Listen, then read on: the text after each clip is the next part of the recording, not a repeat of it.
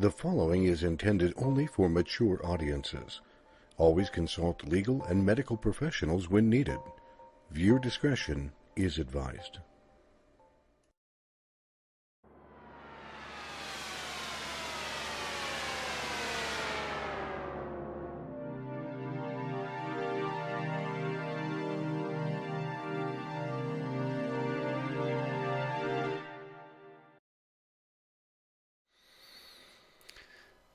This evening on Terra Turas, we're going to be talking about metaphysics, what they are in life, what happens when you get to a point when it starts to run into your life, and the things that you might see or hear or be able to feel. And then we're going to talk about things that you might be able to do to compensate for or to work with. I'm joining this evening with Reverend Pat Beers and Hi, Mr. everyone. Malcolm Spears. If we're also live for the first time on Twitter through Periscope, and I love being able to connect on a new platform. It is something that I'm really excited about. In order for those people to be able to kind of get us or what we do, Pat, if you would, tell me a little bit about yourself. I have been medium and psychic since I'm 7 years old. I've had two near deaths. I had one at 7 and one at 31. I'm 73, so it's been a few years, and I'm a retired realtor broker, 28 years. And no, it did not help me in my work. Malcolm, if you would, sir, tell me about yourself. Hi, I'm also a lifelong psychic medium. I've been working with people since the age of 15, which is a very long time ago. I do readings. I bring in family members. It depends really where the people want to go. I do also emotional release work. I do some soul clearing as well. It's really tailored to what the person needs. Fantastic. And for myself, my name is Michael Peterson. I've been gifted since I was 5. I've been reading for people since I was 16. I turned 51 this year. I work for a major online company doing exactly this, being able to read for people and to help people. I've traveled extensively. We've got a book out on Amazon. We might be able to talk about that at some point in time. But this is Terra Turas, and this is a group of people that have come together to be able to have conversations just like this and this evening, and especially when we are talking about the people that might join us either on Facebook Live or YouTube Live, and now, thank God, through Twitter, to be able to help understand what's going on in life and why. Before we even really begin to chat about all of this, I want to take a minute and give the broad overall definitions of what we are talking about. And all I did, folks, is I just went straight to dictionary.com to get the standard version, if you will, before we talk about it. Metaphysics in and of itself is a branch of philosophy that treats the principles, includes cosmology. It's the intimately connected kinds of things, but more importantly, it is directly associated with epistemology, which is a branch of philosophy that investigates the origin, nature, methods, and limits to human knowledge. That's what the classic definition of metaphysics is. Metaphysics to us, as readers, comes more along the lines of the clairs. And we had Jared that spoke about there are 6 clairs. I'm just going to name the top heavy 4, which are being clairsentient, clairaudient, clairvoyant, and claircognizant. And for those that are not aware, Malcolm, I'm going to let you go, and if you can tell me in your own wordings what the clairs are, I would love it. Well, it's the spiritual extension of all your senses. So, clairvoyance is seeing, which is what most people get and which most of their material is written for. So when you get people that are clairsentient, they often get frustrated because it's very difficult to separate out what's yours and what is somebody else's when it's in terms of a feeling that you get. And there's There was one specifically for clear smelling, but I forget the name of it. People often who are very good cooks usually get this. They'll get inspired, like, oh, well, let's try this spice. And it tends to, if you're lucky, it falls in nicely with your life. And it doesn't give you any big surprises or scares the crap out of you or any of these kind of things, because this stuff does happen. But it's really handy that if you find somebody who can help ground you and get you to work with these things. Mm-hmm. So let's see, clairaudience is probably the coolest one. It's really handy that if you find somebody. Oh, I'm getting some kind of echo back through my. That was me. My apologies. Sorry. Clairaudience is the best because there's no. All the other ones require interpretation, but clairaudience, you repeat word for word what you're being told, and there's no interpretation because otherwise, like 70% of the time, I get an image, and so I see an image. It can either be static or moving, and I have to interpret what it means to me and then convey it to the other person. And if you're clairaudient, you just repeat word after word, and they'll actually correct you if you make a mistake. No, it should be this. So that's the main ones that I can think of anyway. I know there's 6, but they somehow kind of smurge together for me a bit. I know that Jared, and he's in the chat room. Jared, if you would kindly, sir. Jared Walters is another person that is on our show. We kind of rotate our cast, the people that are here. That way we're not all just sitting or stuck or repeating ourselves. Jared, if you could list the 6 clairs that you had spoken about before in the chat room, I would greatly appreciate it, sir. Pat? I hear a ding. Malcolm, is that you going? Yeah, ding? That's me. I'm turning it down. Okay. Yeah, yeah. Yeah, the sound is off, so it shouldn't get any more. No, that's Don't okay. you love it when you think it's all turned off and then somebody texts or something and it starts going and it's like, I turned you off. What is the deal here? I don't even keep my cell phone in here for that very reason. I'm like, it stays out in the kitchen. Pat, Yes, sir. Call me sir. I work for a living. You are so polite.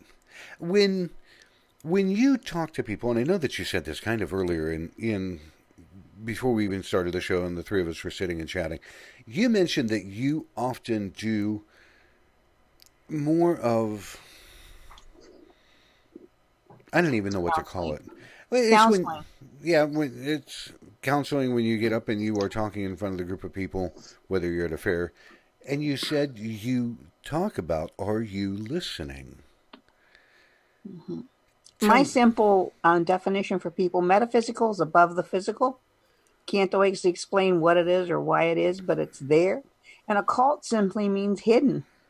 So people want to put us in the occult thing and think, witchcraft and voodoo and all, but it's not. It's just, I have a very dear friend that's becoming, she gets upset with me and then they name her, but she's becoming, if you've ever had deja vu, if you ever get a gut feeling, that's what I mean about the are you listening? Are you fussing about something and maybe you were real close to grandma and grandma always baked and so you start smelling baked goods and grandma's trying to tell you, I'm here with you. I may not be here in the physical anymore, but I'm still here with you. Talk with me. And then you may hear a reply. And sometimes people go, oh, it was so comforting. And other times people go, oh my gosh, I'm going crazy. I think I hear my grandmother talking to me. No, you're not going crazy. I tell people all the time when I'm reading, I do psychometry. So I hold on to things and take the vibration from them. And I tell people all the time, if you could just see my invisible TV screen, things would be so much simpler. But I need to explain to you what I'm seeing inside my head. And, it's just, and we try not to translate, if you will. We try to give it to you just as we get it because they don't like it when we start translating and putting our spin on it. Like Malcolm said, they'll tell you. They'll tell you that's not what I said. That's not what I meant. Mm-hmm. Just state it like I stated it. Yeah. When you work with psychometry, and we're going to deviate, and for the people that are watching, we've changed a little bit in what we're doing and why, but we're just sitting, we're having the conversation. We are a group of professionals that would like to get information to people. Right. We're not your stereotypical, I don't even want to say what's on my I mind. know. Mm-hmm. Like the TV personalities you've seen in the past. That's a very nice way to put it, Is a nice Pat. way to put it. But you're going to find that we're going to be deviating and running all over the place. You talk about psychometry. I do psychometry. Malcolm does psychometry. And you say that you take the energy. When you pick up somebody's grandfather's watch, wallet, ring, something that is usually personal of theirs, what comes to you? And then we're going to talk about the clairs that go with that. Usually a picture in my head. I've talked in the past for people who haven't watched us. I read for a family of 5 sisters, and each one brought me. Not only did I read personal item for them, but they also had questions about this gentleman, and they each handed me something. I didn't realize that they were sisters. I'm seeing this gentleman either as a young man or middle aged or whatever, and each one of them, he came to them in a stage that they would be most able to remember him as, if that makes sense.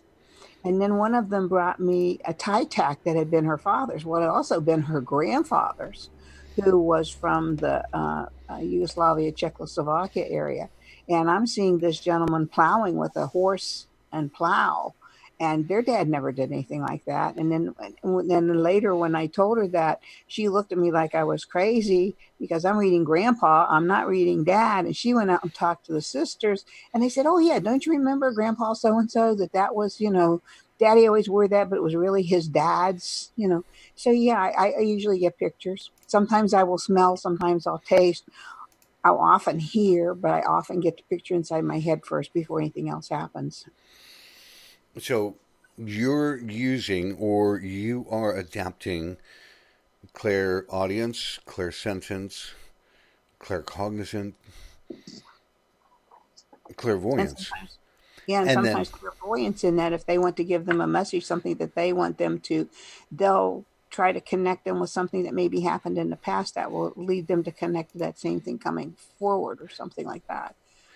It's not all cut in stone. It's often very varied, and you have to start putting these pieces. I put it out there, and they figure out where it goes. right.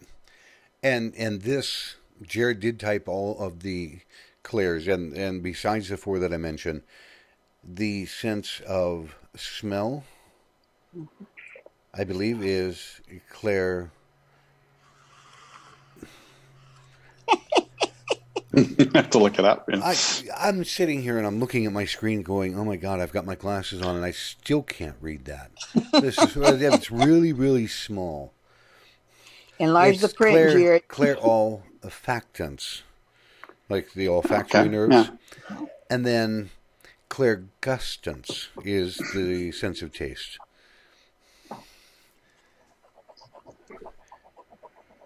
Patty, you still laughing at me? I'm sitting here just going, I'm not laughing. I'm laughing with you because I do what I do. I don't know the technical names, just like you and all your equipment. yeah. You know. It, folks, I got to tell you, you have to Nice. understand. I love Pat dearly, but Pat is not tech friendly. Got Okay. it. She runs her iPhone like a wizard at times. When we first began the show, believe it or not, this is episode 46. Can you Really? believe that? But when we first started all of this, it took us a little while to get Pat up to speed with us. But I'm glad that you Hey, did, honest to God. I text now. What do you guys want? They tell me I'm going to be in the 20th century before I know it. Uh-huh. But it's funny because earlier today, she has a friend of hers that acts as a technical advisor, okay? And Kathy was texting me, Pat wants to be able to do the readings over the phone, record them, and then be able to email that MP3. You have to remember, when Pat was doing this back when, even I did it. Malcolm, you did too. You had a cassette recorder that you had a Mhm. tape Too. you put Me in too. there. Yeah, I Yeah. still have mine. And you hit record, and when you're done, you handed the tape to the person. Here you go. You write the date on it. And Pat now wants to be able to do this in a more technical, advanced way. And I said, it's possible. It's just not Pat possible. Yes, and they both came up with that almost in the same exact time because Yes. she's conversing with you on her tablet, I think, and me texting. She's going, well, let's just say we'll try. I The find a 6 year old and say, "Can you show me how to do this with my phone?" yeah. They're very nice to me. I'm an old lady with purple hair. The last time I used a cassette recorder, the cheapies you get there from Walmart or whatever, they're Mhm. about the size of a book. And the girl looks at me. She says, "What's that?" That's the last time I ever used it. I leave it to other people to take care of their own recording. That's it. Yes. It's up to them. There It's is something you can do through Skype. I think it's got a girl's name to it, something May, and you can do that fairly easily through Skype. oh yeah. Pat and I went through a few iterations of things earlier today. But Technical Kathy and Michael went through a few things and they're going to try to explain it to me. yeah, Tell the we're truth, you two. I feel Well, like we just have them leave a list, like step 1, step 2, step 3. That's You know, right. Thank you, Malcolm. I was going to get placards and hang on her wall, like 4 foot by 6 foot. That way she doesn't have to put glasses on. She could just look at the wall. You see, guys, what I have to put up with here. Oh, don't even. Ladies and gentlemen, I call Pat my warden. She's my parole officer. If I'm doing something wrong, she's the first one to call my wife, and then I'm in serious trouble, right? I well, shall. somebody's got to keep you out of trouble. I'll tell you what. But this evening, our main gist really is that we wanted to talk to people about, let's talk about you, the folks in the chat rooms, Facebook, YouTube, Twitter. What happens in your life when you start to hear these things or see these things or have premonitions? A premonition being a dream that seems like you stepped into a movie and you're living in this movie, and then some point in time later, whether it's a day later, 2 days, or a week, usually it's pretty close in time, you start to see that dream begin to happen in real life. That's a premonition versus deja vu, when you step into a room of a place and you're like, wow, I get the feeling I've really been here before. That's deja vu. Premonitions are those things that show you what's going to happen. And Pat, are premonitions common for a lot of people? Do you know? I think, I think so. I think so. I will get texts or calls that say, "What's going on? I had this dream. I feel like," and if it doesn't happen immediately, they think it has no value. And in the past, not so much now, but in the past, I have been off exactly a year to the day. Year to the day. And it just drives me crazy because there's no time on the other side. And so when they're telling us things, um, we don't know what the time frame is because, 10 years on the other side might be one click of the clock a minute on our side. Very true. And you Yeah. just have people say, "How do you know?" You learn to trust. Yes, going to speak to the highest and best of the light. You thank them for always giving you positive messages that you can believe. And it starts with the little things. People think I'm crazy, but I'll say, you're going to the mall and you don't have a lot of time, and maybe you're not feeling well and you can't walk a long way. Thank you, angels, for going before you and helping you to find perfect parking space for you. And my sister, who was 12 and a half years older than I am, did not believe in any of this. Spirit would come to her because she worked as a ward secretary in a hospital. And she'd say, "Go talk to Patty. I don't do this stuff. Don't bother me. I don't want to be." And yet things kept happening to her. And I said, "Sis, it's not going to go away. You just have to thank them for giving you clear, concise, complete messages." And you do. You just develop this feeling. It is. It's something I think. I'm going to ask Malcolm first. Malcolm, you've worked Yes. with kids in developing what they do, what they hear, what they see, working with their Mhm. gifts. in all of your dealings with them, did you find that there was one particular Claire that might come through more than another? And I'm not talking about being an empath. It's just one of the Hmm. major things. Well, I think the most common one is clairvoyance. I mean, that's then clairsentience right after that. So that's been my experience. Those are the two most. The other ones take, like psychometry takes a lot more tuning to get, because it's much tighter in vibration. And some of the other ones, like tea leaves and all that, it's all based on the same thing. It's what the image suggests to you. But the most common, absolutely by far, is clairvoyance. I was teaching a class on how to see auras, and one of the women in the class says, "Well, I see the aura, and I see this, that, and the other thing, but who's that boy sitting in the corner?"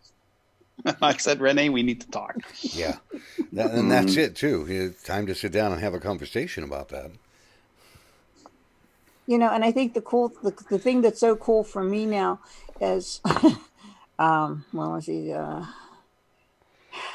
many years ago when I had my first near death, um, I I know my family and my deceased uncle that I started talking to, they thought I was crazy. I mean, they thought I was making it up. And when I had my second near death at 31, they told my husband had a nervous breakdown, put me in Fallsview, which was our mental facility here in Akron at that time. So these kids now at least have someone they can talk to, and people are more understanding about it. We all have it. Some of us just more frequently than others. And and the more you become, I think, open to it, or the more they go, what was it, the Back to the Future McFly, are you in there? They just start hammering on you, and you learn, it's like, okay, it's easier to kind of acknowledge this than it is to keep trying to push it out of the way, because it's not going anywhere. Well, what I suggest for people who are really bothered by it, I said you have to give it an outlet somewhere. So I suggest to them that they take half an hour a week to be open to whatever the messages are, and then that's it. So they have some outlet so it doesn't build up in them and start coming out the pores and sometimes blurting out inappropriate things. Yeah. But most of the people, some people, because of so much exposure on TV, good, bad, or indifference, people are more curious now. They used to be scared, like 40 years ago. Told people it's a medium. It's like, whoa, get away from me. Yeah. Well, 40 years ago, that's also, the theology had a lot to do with that. Yeah. But now Yeah, they're starting to incorporate the spiritual side of life into some of the theological churches. Not many and not all. Mm-hmm. Some churches are still going to be hardcore church, and that's the Bible, and you don't do this, and okay, well, cool. But some were actually starting to bring in. I noticed that there was a church that started to actually speak about manifestation and what it means in a person's life, and I flipped out. I'm like, really? They're finding a progressive church. Little did I know, because I don't go to a lot of churches all the time. A lot of them are starting to bring that in. Pat, when you ran into people and they're saying, I see this or I heard that, what do you tell them? I asked them how they felt about it. Were they comfortable? Were they afraid? Was it just kind of a Oh, surprise? good Uh, point. what was going on with you? And if they tell me they were a little afraid, okay, why were you afraid? Was it a very uncomfortable feeling, or were you uncomfortable because you recognized this, but you didn't really want to recognize it? I know my Aunt Jack always talked like that. And why am I hearing her talking? She's been gone for 20 years, and it may be a friend just using the same phrases that she used. And they go, I don't know why I'm doing that. I don't talk like that. There's something there that they need to recognize. And lately, what I've been hearing and seeing with friends and also folks I read for, there are a lot of people crossing over right now. And maybe Aunt Jack's brother's still alive or her son's still alive, and there's issues going on there, and they're not doing so well. So Aunt Jack is coming to say, hey, they may be coming to join me in a kind of an undertone way, that they're getting them to think about her, and about them by virtue of the fact they're thinking about her, they're thinking about her son Junior, and kind of being prepared for what's obviously coming quicker maybe than what they anticipated. That makes sense. Oh, it makes a lot of sense. Also, when you're starting out, you don't have any filters. You're not grounded, so it comes and goes like depending on where your vibration is at. So when you're half in and half out of that zone, things can get distorted, which can look awful scary. That's why it's so important to stay grounded. And people don't know what it is. They don't know what to expect. So the unknown is also scary for a lot of people. Now, explain staying grounded to people. They don't know what you're talking about, I'm sure. Oh, okay. Well, there are people out there, and I confess I was one of them. You get this and you say that. Mm-hmm. And so I was like a very vivid imagination. So I'd be pumping up stuff. And I would have people that know better that would sort of say, Malcolm, what did you actually see? Mm-hmm. And I'm sure I gave some gray hairs to some of my teachers. I came up through a spiritualist church. So, they're very formal about these things. But also, a big part of this is setting your intention. Because I've always set the intention, I want things that are good and positive. I'm not hunting for things that go bump in the night. Mm-hmm. They are out there. I've had a couple of special requests over the years, but normally it's always positive. It's always uplifting and helpful to the person. That's my intention. And that's the one thing that I find, Malcolm, that when I'm talking with people, and Pat, you say being grounded, is being open to hear and see what is going to be for the best benefit of the person that you're working with or talking to, and yet being able to see most of it, not just with a pair of rosy-colored glasses on. Right. And if you're not comfortable, you feel free to send them away. Right. You don't have to talk to them. Mm-hmm. Well, the other thing with being grounded is you have to be comfortable. Like Pat said earlier, you've got to be comfortable in yourself. If you have massive fears about the dark side of life, and by that, let's break this down and just call it either angelic or demonic. Mm-hmm. We'll make it clear cut real quick. Mm-hmm. And you have this fear of a lot of demonic, chances are you're not going to be really well grounded to receive a lot of information because you're fear-based in what you are trying to accomplish. Even if it is just listening, you're sitting there going, I don't want to hear the bad stuff. I don't want to hear the bad stuff. All right. You're not going to hear a lot because you've got your ears plugged. Being grounded means you are secure in who you are, and you are also enough able to say, I'm here for the highest good, like Malcolm said, setting your intention. I am here for the highest good of both myself and the client. Mm-hmm. Show me and let me hear what I need to see here or whatever to relate to them. And I bet you guys do it too. I always, when I'm on my way to a psychic fair or on my way to a reading or going to do a phone reading, I always say a prayer of protection. I either say the Lord's Prayer or the Unity Prayer of Protection. I ask my angels and guides to be with me. I ask St. Michael to be with me and protect me from any energy that's not good, and it's just common sense. I wouldn't go out and stand in the middle of the road out here. The speed limit is 25 and most people are doing 50. It's just not a good idea. It's funny that you mention that.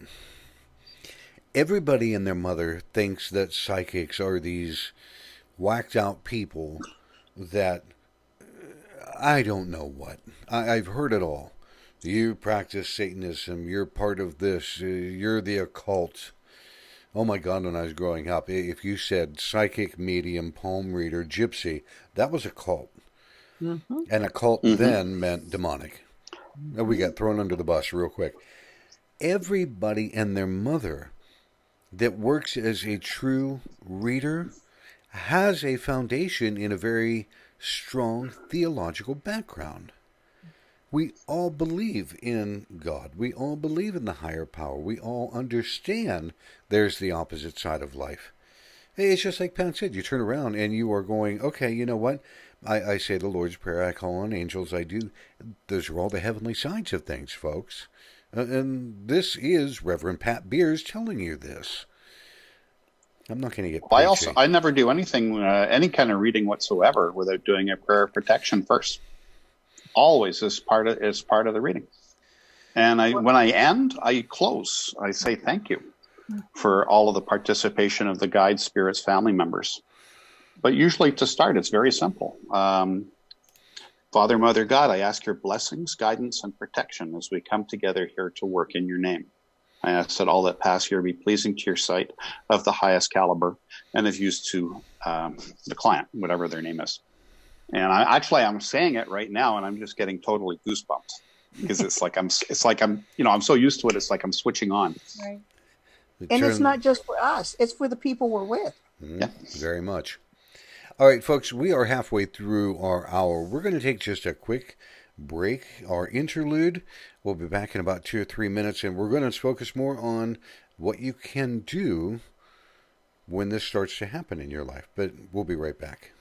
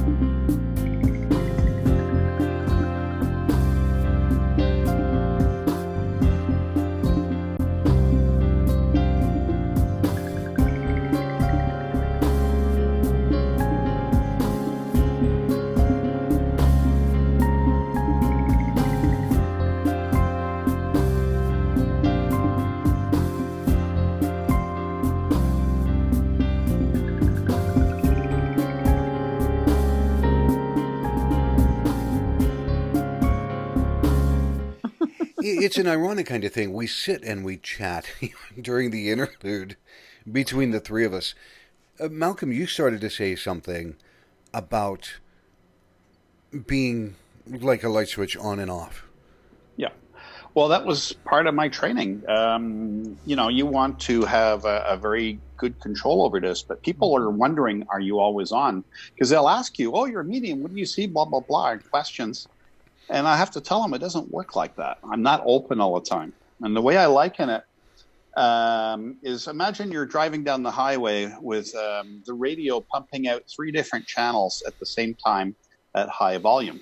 It just gets on your nerves and it's distracting and takes a lot of energy. So I switch on when I need to switch on, and I have the proviso I'm closed and protected.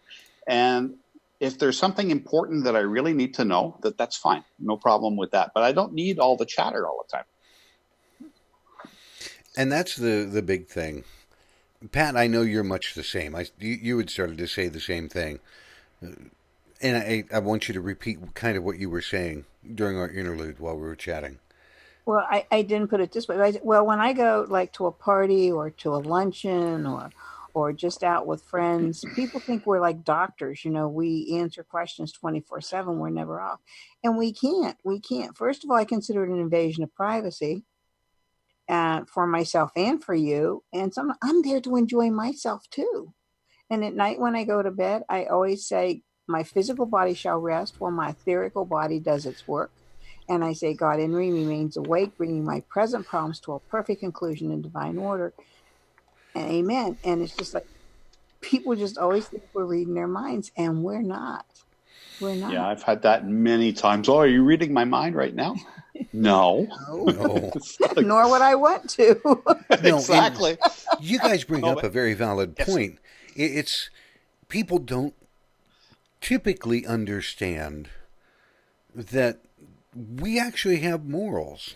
We're like everybody else. And we're human. Yeah. You get people that will come along and say, well, what are they doing right now? Now, that's called remote viewing, and we have that capability. Some people do, some don't. But I tell people, I said, I'm not going to answer that. Why, are they sleeping with somebody else? Look, I'm not a peeping Tom. I am not your personal peeping Tom. That's number one. Number two, I don't want the bad karma that goes with that. It's not worth it. But we have morals. No. You wouldn't want somebody peeking into your window and telling somebody, well, check this out. Do you know what they're doing right now? They're doing the horizontal mambo with somebody else. How do you think? No. There was a show. I'll digress for a minute. Here we go, Pat. Right back to the old days. It was The Mentalist. I don't know if any of you ever watched that. In the very first episode, there was a character named Cho, and it makes me laugh. The guy's wife was sleeping around with somebody else, and the husband couldn't believe it, and Cho goes, dude, he's banging your wife like a big bass drum. I howled. I can't help it. It made me laugh every single time because he said it in such a deadpan fashion. Oh, yeah. But we get those from time to time. As readers, we will get these kinds of questions. And we have to judge, is it worth it? Is it in the client's best interest to understand? And then, Malcolm, how do you filter out what you see versus what you tell someone? Well, if it really gets sticky, I'll say, well, I don't know what it means, but this is what I see, and I let them decipher it. Because sometimes there's stuff that, is off the reservation a bit.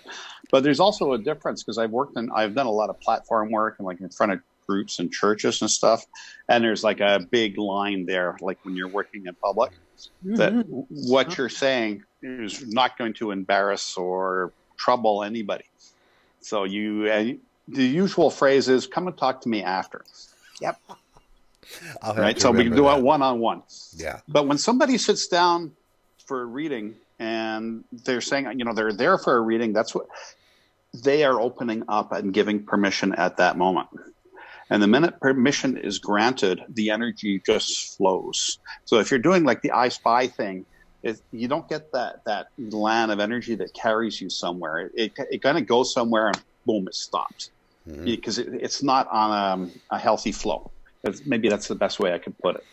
Well, I know what you mean because it took me a long time to learn how to work with my guides and say, I don't want to see X-rated material. I truly don't because I get embarrassed. I really get embarrassed. And Pat will tell you, she she does things to me that'll turn my face scarlet in a heartbeat.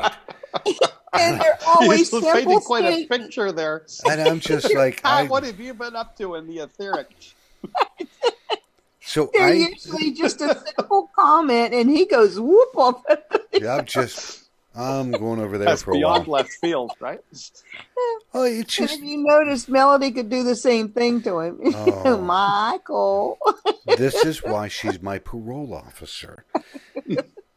But I finally learned that they will show me, and if it is something of an adult nature, they'll show me two people walking into a bedroom and the door closes, and that's all I want to know.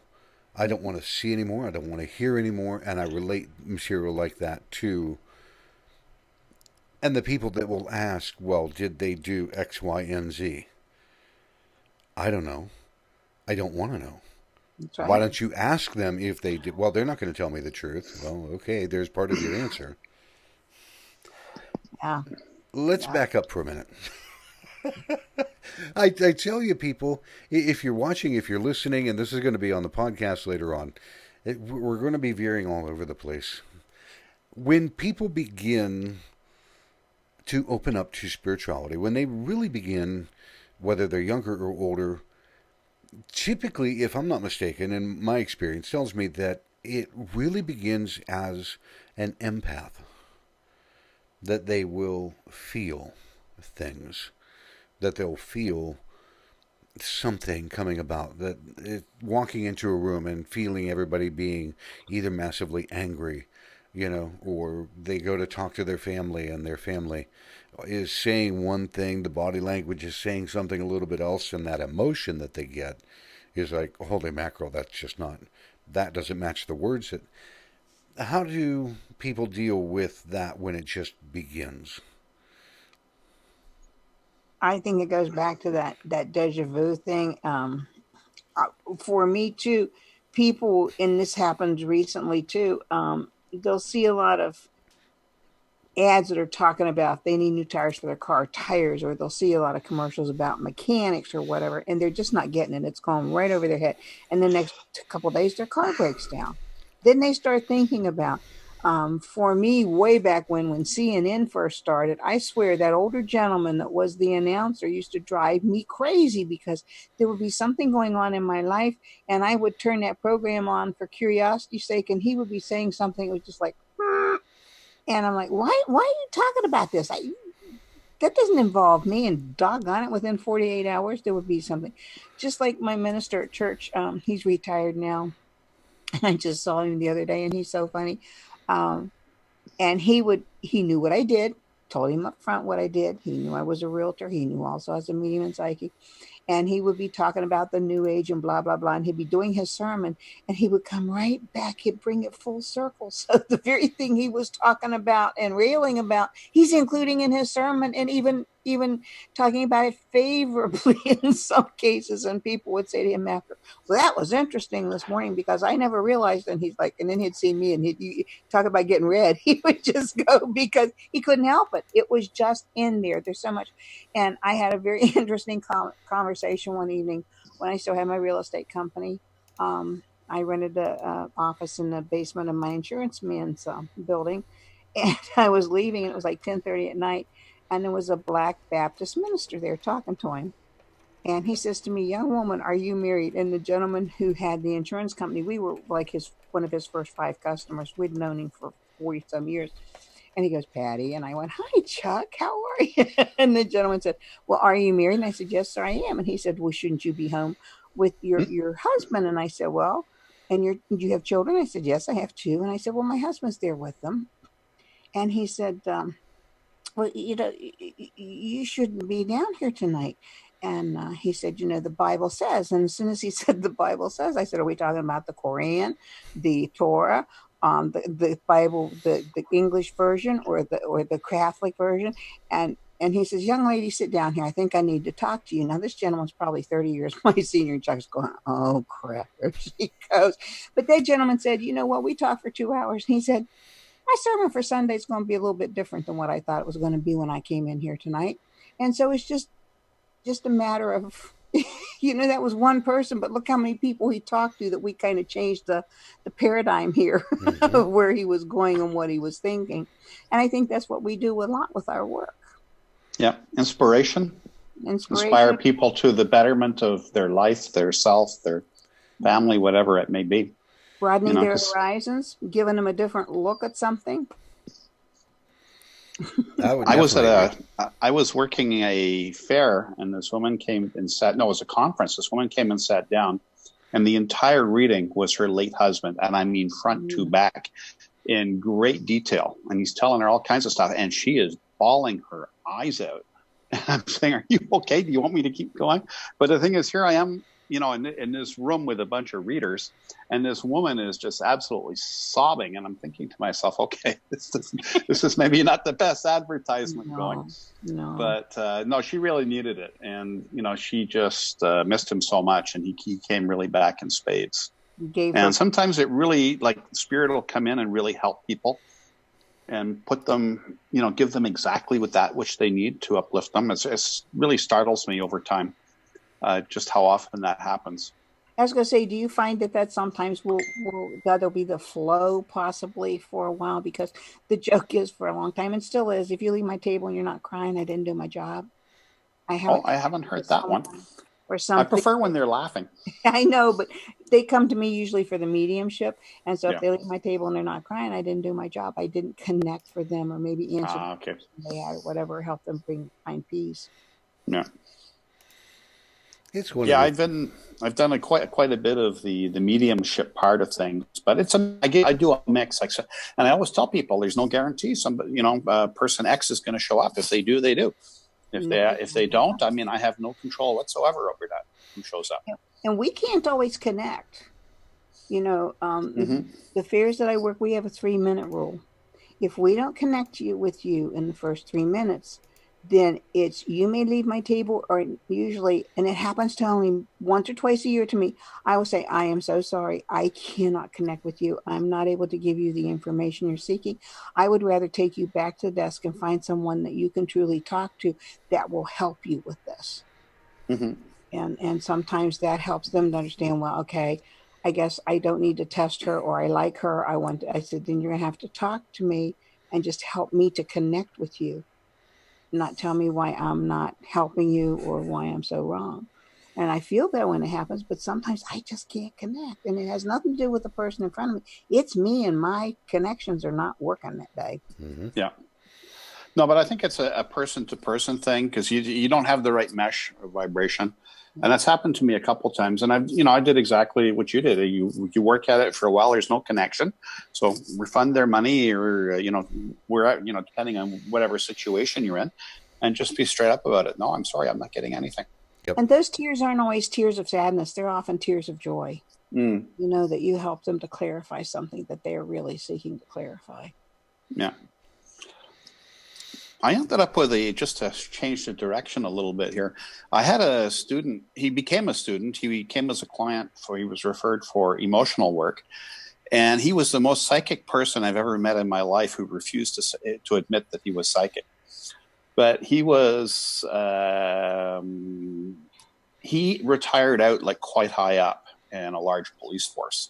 Mm. And the first time I met him, he's sitting there with his arms crossed, and he's looking at me, and we're chit-chatting back. He's not opening to nothing. We're chit-chatting back and forth, but I could feel the little probes coming out, like he's looking for it. Yeah. And so finally he got what he was looking for, and he said, okay, ready to work. And he opened up, and we did what we needed to do.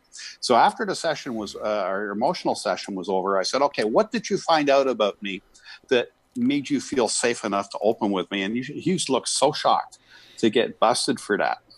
Mm-hmm. But he was like a top investigator and like all that kind of stuff, right? He was just so good. And he was very good as a student. He really excelled.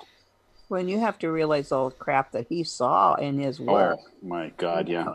And he's probably a little unsure that you were going to open some of those wounds that he would rather not see again. Well, cops don't talk to outsiders. I have worked for police before, and it's never anything nice. And usually for cops, I do for free if they're looking for information on something. And a few times it's happened, and I tune into stuff. And let me ask you about that, because I've, in similar situation, and it's usually involving something that is massively gone wrong. It is not your stereotypical, hey, somebody's house got broken into, what can you tell me? No, it's not shoplifting. No, it typically has, someone has died through nefarious means. Yeah. What did you pick up, in a general sense, about things like that?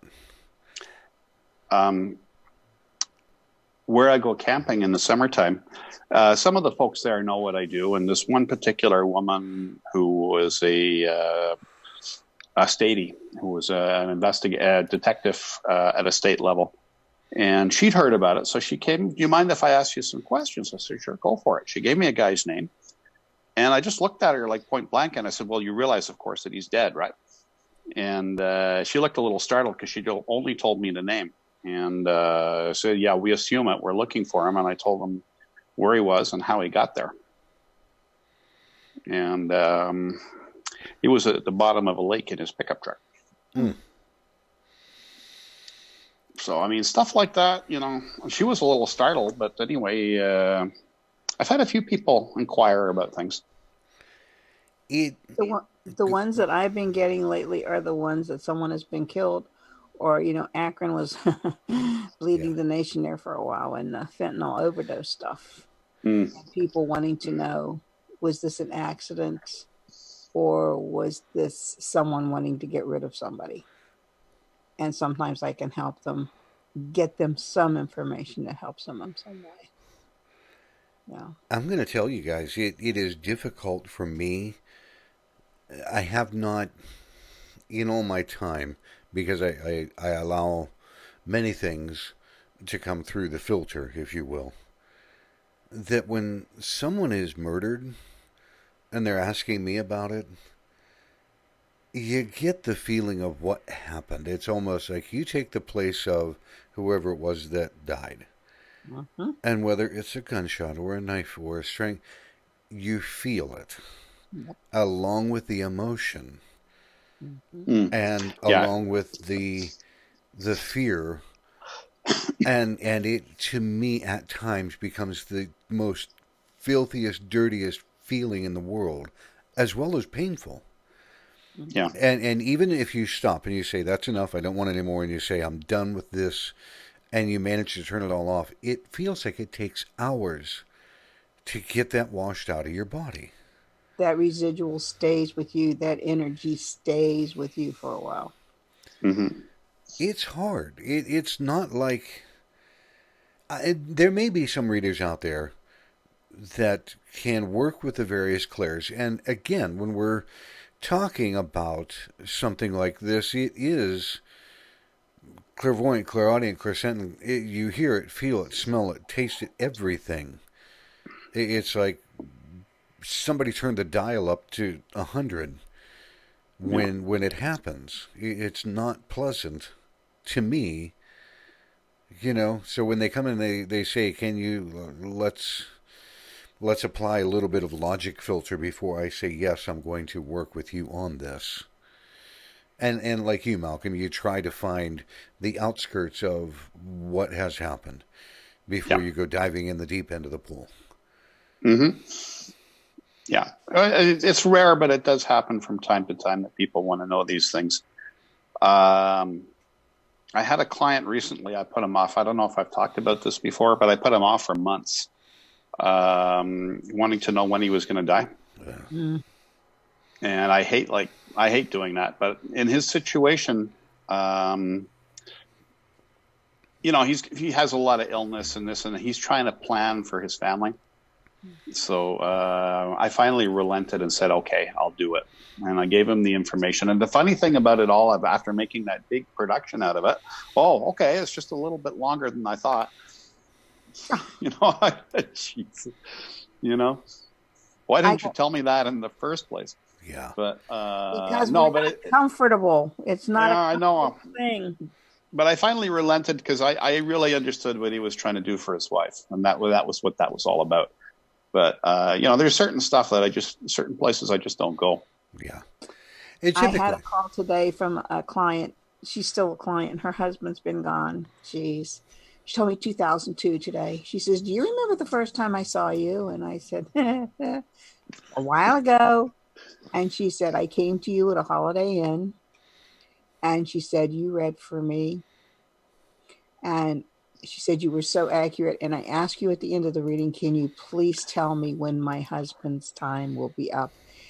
And she said, "You looked at me with this look on your face and you started to cry immediately." And she said he had Lou Gehrig's disease and he had Mm. been a 6 foot tall athlete that was. Oh, And I told her not only the day, I told her the time.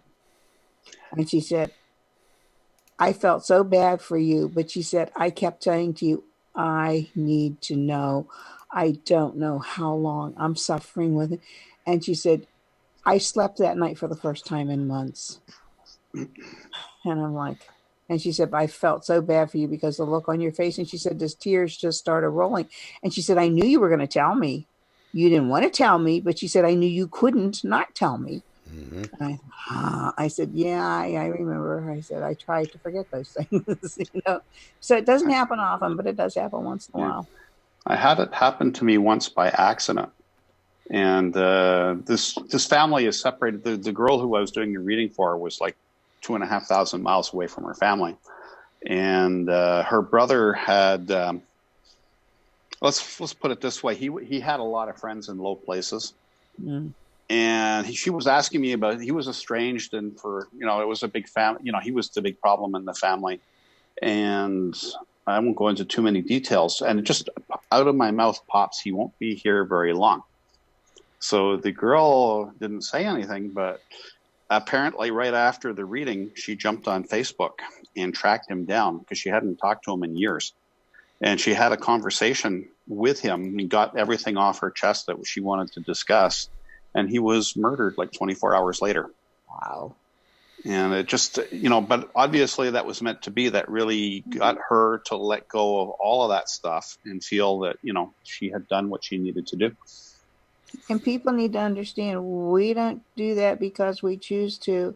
Mm. It takes a special person asking us that for us to be able to reply honestly. That's Yeah. one of the biggest things that I would say is we don't. Let me rephrase that. A good ethical reader will not jump into and try to cold read for people going, "Oh, wait, I've got this whole message and a slew of other things that I want to tell you." That's not an ethical reader. If every now and again, God, we all have it that we just can't help ourselves. We need to get a message to somebody. And we find our personal ways to be able to do that. Mm-hmm. But an ethical reader will not walk into Walmart going, "Oh my God, he's doing this and she's doing that, and that child's going to have this problem Yeah, and yeah. this." That's not a good ethical reader. A No, good ethical reader will wait until a person asks a question, and that gives you the permission to make a connection, yeah. to be able to see or hear or feel or understand message to give to them. Mm-hmm. Once that's done and we say, "Okay, take care," or the reading is over, that connection is broken. Yep. Okay? That's a good ethical reader. Yeah. Well, I told you guys before, and I'm sure you all have had the same experience. Well, maybe not you so much, Michael, because you do so much reading via electronic means, shall we say. But I'll be in the grocery store and I'll run into someone, and Spirit's saying, "You got to tell him, you got to tell him, you got to tell him." I don't know this person from Adam. I don't know if this person I'm talking to is dead 2 hours, 20 years, 20 minutes. They may not even know yet this person is not alive anymore. And so I'll go to the other end of the store. Guess who comes? I go back to the middle of the store. Guess who comes? So finally, I will go up to them and say, "Oh my gosh, I'm so glad I ran into you today. I had a crazy dream about either male or female, whatever they tell me, brother, sister, cousin, friend, whatever." And I'll tell them the message. and they either look at me with a startled look, which means they're not getting it, or they look at me and go, "Oh, that's so interesting. It's interesting that you would say that." And then I'll tell them more. And if they say, "I have no clue what you're talking about," I go, "Well, I had a friend named Tweed, and there aren't too many people around named Tweed." And I'd say, "Well, Mm. you are her old neighbor, right? Or her cousin or whatever. I only met him a few times, and boy, you look so much like him. I am so sorry. Please forgive the intrusion." And I'm gone. But Spirit's leaving me alone now because they've had me follow people, and it's like, "Don't do this to me." But it's like there's a message there that has to be delivered. And when they want you to deliver a message, they're not going to go wait till you deliver that message. Yeah. I've had somebody, there's a friend of mine who I am like well connected to. Anyway, she was having like a particularly rotten day, and her father showed up in spirit and says, "Phone her." I said, yeah, okay, I'll phone her later, like whatever. No, phone her now, like right now. Yeah. And I didn't get through. I phoned her right now. I tried every number I had for her, but apparently, from the timestamps on the phone calls, she said that was exactly when she was in the middle of this meltdown in her car. And it was concerning to Dad, and so sometimes it's that precise. Well, there are times that, and like Pat said, if it is a message that is meant to be to somebody, you will be hounded relentlessly until you deliver the message or the picture or whatever it is. And now, for the people that are just starting out, please understand this typically does not happen for people that are not used to it. Advanced might be the right word. I often equate this. Growing from being an empath into being a reader is much akin to going to high school. You start at kindergarten, you graduate, you get to the professional side of what we're doing. That's going for like a master's degree or a doctorate's degree. Okay? And I use that as a yardstick. Not to say that we have gone to any kind of classes. This is life training experience, trial and error. It's, trial by fire. I liken it to learning to play the guitar or whatever instrument you want to think about. There is the rare 1 in a million type person who just has it. You give them a guitar and they're like virtuoso with it. But for the rest of us, you got to take classes and play your scales and, work at it and then work with other people and feedback off, and it takes time to develop. Yeah. Even if you have a natural gift, it still takes time and effort to develop it properly. To polish it. It is. And it is by experience, by it. Honest to God, folks, it is just like any other muscle in the body. You have to understand what it is or what it does, and the more that you use it, the stronger it becomes. The stronger it becomes, the more you can do. Okay? And it grows like that. There are cases, just like Lisa Fry, that had an accident, something happened to where it's sudden gift, wham, it's on, all of it. Pat, the same thing with you. Near-death experience, wham, it's right there. Malcolm, when did yours start? Well, I never realized that it started when I was like 4 or 5, because when I got to kindergarten, I always thought, how slow is it to actually have to talk to people, speaking words? And I had my first like major vision when I was around 9 or 10 or so, somewhere in there. And, when I get to the other side, when it's my turn, I'm going to go and find out exactly what that was all about, because there's some blank spots there. Yep. On that particular one. But that stuck with me all this time. I'm the same way. It started when I was 5. You start seeing, for me, it was seeing past loved ones. If I ever went to funeral or went to places, family gatherings. And back when I was a kid, born in 68, you get into the early 70s, it's when we had family reunions everywhere, every year. And I'm looking and asking who these people are over there when the picture only shows 18 of us and I'm seeing 20, 25, and premonitions started shortly after. So for me, it's 46 years worth of. That's Yeah. life experience, and everybody has it. People excel at different rates. Oh, Mr. Merlin. Your turn around. Say hi to Michael. Okay, say hi, Michael. Say I'm 6 months old. I'm 6 months old tomorrow. Oh, so cute. He's an Ewok.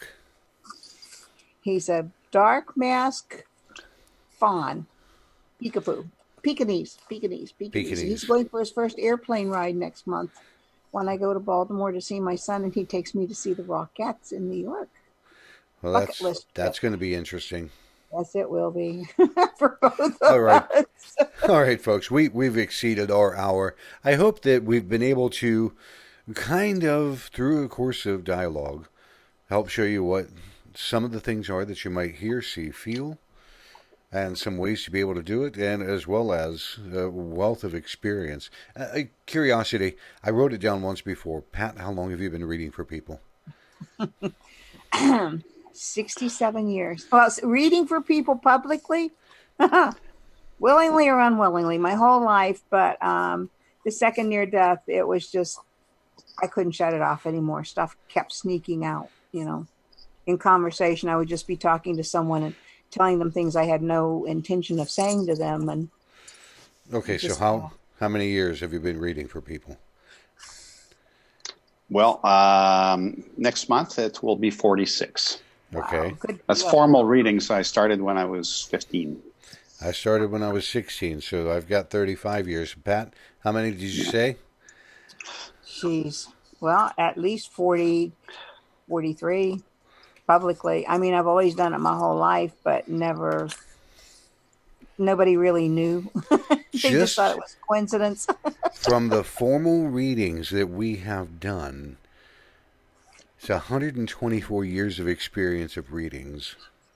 Yeah. You believe that? No. That's crazy.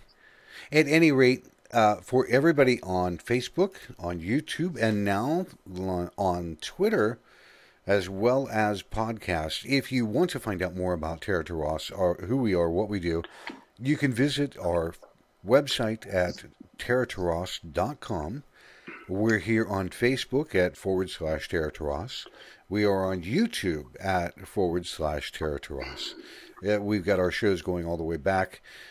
And if you truly wanted to, you could go and listen to the podcast. Look for us on your major podcasts, either iTunes, Google, iHeartRadio, Spotify. We're on like 8 or 10 platforms.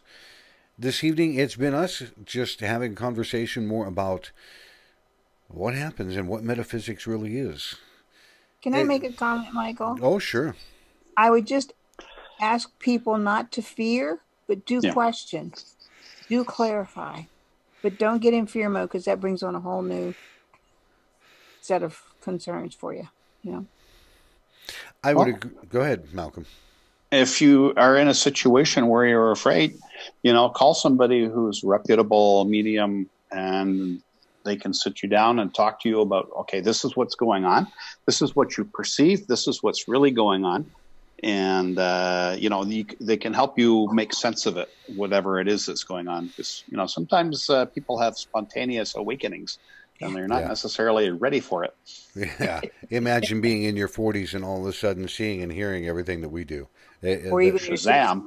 Yeah, it might scare the hell out of people. So, good point. Find somebody that is reputable in your area and go have a conversation with them, because it's not going to go away. It is stuck with you for life at that point. All right, folks. Thank you, everybody, for joining us in the chat rooms and, again, through our podcast side. We'll look forward to seeing you again next week on Terra Turas. Until then, I hope everybody has a great weekend. Okay, good night, everybody. Bye.